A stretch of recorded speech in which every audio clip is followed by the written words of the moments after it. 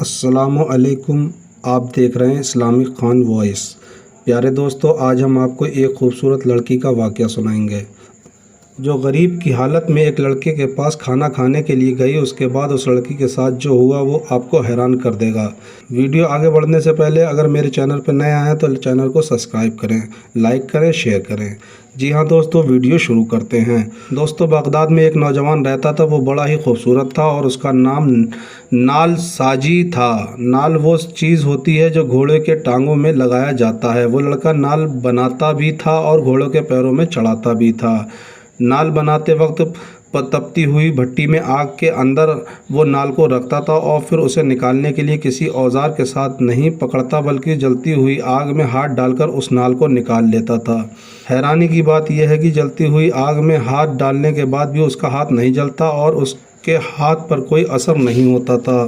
لوگ اسے دیکھ کر دیوانہ کہتے تھے، حیران بھی ہوتے تھے، اس پر آگ اثر نہیں کرتی تھی۔ ایک مرتبہ اس کے پاس کسی دوسرے شہر کا آدمی جب آیا، اس نے یہ ماجرا دیکھا تو اس نے اس نوجوان سے پوچھا، اسے گرم لوہا پکڑنے سے کچھ کیوں نہیں ہوتا؟ اس نوجوان نے جواب دیا کہ وہ جلدی میں لوہے کو اٹھا لیتا ہے اور اس پر ایسی کیفیت طاری ہو گئی، اس کا ہاتھ آگ کو برداشت کر لیتا ہے، اسے کسی اوزار کی ضرورت نہیں پڑتی۔ اس آدمی نے کہا، میں اس بات کو نہیں مانتا، یہ کوئی اور بات ہے۔ اس نے نوجوان سے کہا، مجھے اس کی حقیقت بتاؤ۔ آخر نوجوان نے بتانا شروع کیا، بغداد میں ایک نہایت حسین و جمیل لڑکی تھی۔ اس کے والدین کسی حادثے کے شکار ہو گئے، ان کا انتقال ہو گیا تھا۔ اب یہ لڑکی اکیلے ہی اس شہر میں رہنے لگی۔ وہ لڑکی پردے کی پلی ہوئی تھی۔ اس کے گھر کے اندر رہنے والی لڑکی اب اس کو سمجھ نہیں آتی کہ وہ زندگی کیسے گزارے۔ آخرکار نہایت غمزدہ اور پریشانی حالت میں وہ باہر سڑک پر نکل آئی۔ اس نے میرے دروازے پر دستک دی اور کہا، مجھے ٹھنڈا پانی مل سکتا ہے؟ میں نے کہا، ہاں۔ اندر سے پانی لا کر اس لڑکی کو دے دیا۔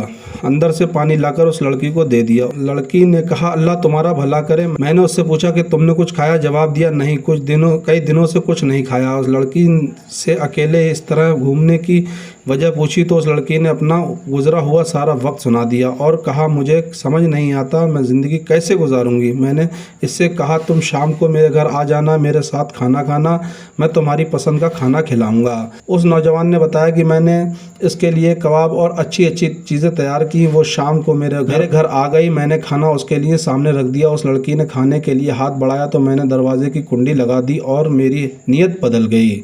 جب میں نے دروازے کی کنڈی چڑھائی تو اس لڑکی نے پلٹ کر دیکھا۔ لڑکی نے لڑکے کی حرکت کا پتہ چل گیا تھا۔ اس نے کہا، میں بہت مایوس غریب ہوں اور اس دنیا سے گزر جانے والی ہوں۔ اس نے آگے کہا، اے میرے پیارے بھائی، تو مجھے اللہ کے نام پہ چھوڑ دے۔ وہ نوجوان کہنے لگا، میرے سر پر جو برائی کا بھوت سوار تھا اس سے کہاں ایسا موقع مجھے دوبارہ نہیں مل سکتا، میں تمہیں نہیں چھوڑ سکتا۔ لڑکی نے مجھ سے کہا، میں تمہیں اللہ کا اور اس کے رسول کا درخواست کرتی ہوں، میرے پاس سوائے میری عزت کے کچھ نہیں ہے۔ ایسا نہ ہو کہ میری عزت بھی پامال ہو جائے اور میری حالت کچھ بھی نہ بچے اور پھر اس حالت میں اگر میں زندہ رہوں تو مردوں کی طرح رہوں گی۔